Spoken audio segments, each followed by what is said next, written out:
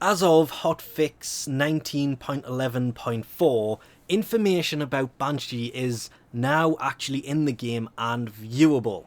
This is because they have confirmed that on February the 28th, Banshee's Prime Access will come, which means her parts will be farmable in-game.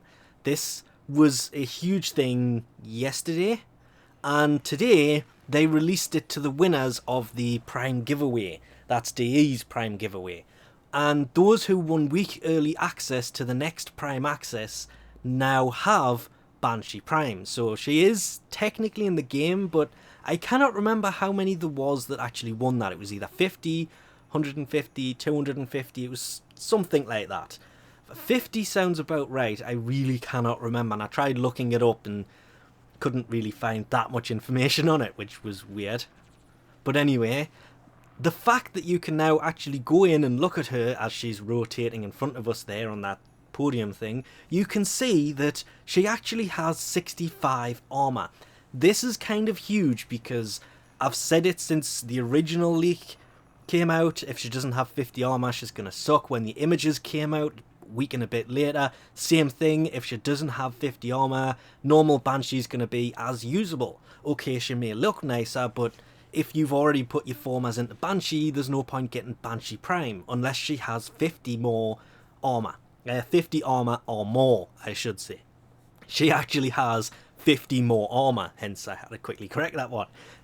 65 armor is going to make her insanely useful. Of course, people who've played Banshee in the past know that she is actually survivable a lot more than you would expect, but you have to kind of stay out the way, and it changes the way that you play. 65 armor means you can take a few hits and you'll be able to survive even longer. So those pro Banshee players, they are just going to be nigh on indestructible with an extra 50 armor.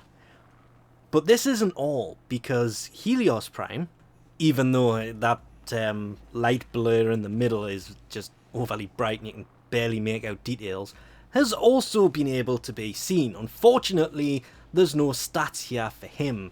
They're Prime accessories, which, if I actually just put a much higher res image up on the screen, the Capella Prime Sandana also looks nice, and the Ictus Prime Sentinel accessories, they are probably the nicest looking Sentinel accessories I've seen in a while. At least the wings are.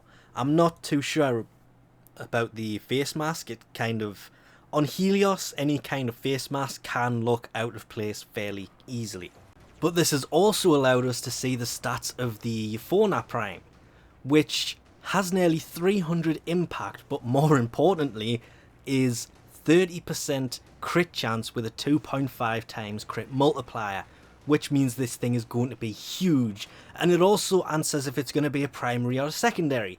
It is in fact a secondary, but more importantly, because we can actually see this in a lot more detail, you can kind of tell that it is definitely based more on the Piranha than people kind of expected. It says it's a hand shotgun.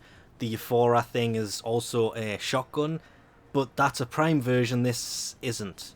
So it doesn't seem to share the same name or stats, considering this is slash based and that is 3 times as powerful, but on the impact. So it's still questionable as to whether it's meant to be a Prime version of this or whether it's its own weapon. Is it based slightly on this but way better, or who knows?